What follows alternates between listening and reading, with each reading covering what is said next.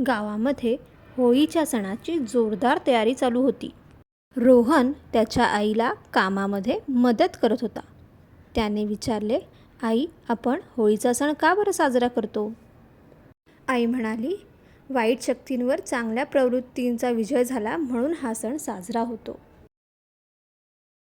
त्याने आजोबांना विचारले, आपण रंग का वापरतो? आजोबा म्हणाले, तुला मी उद्या एक गंमत दाखवणार आहे.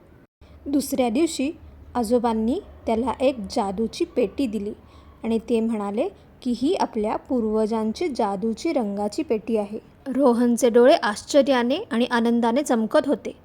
दुसऱ्या दिवशी रोहनने ती जादूची पेटी उघडली. बघतो तर काय, त्यात सुंदर चमचमणारे रंग होते. त्याने त्यातला एक रंग लावला आणि आकाशातही उधळला.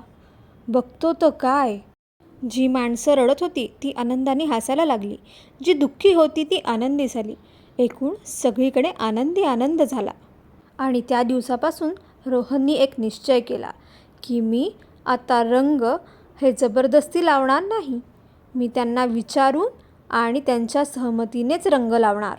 त्या दिवसापासून गावातली होळी ही फक्त रंगांची नाही तर आनंदाची आणि प्रेमाची सुद्धा झाली.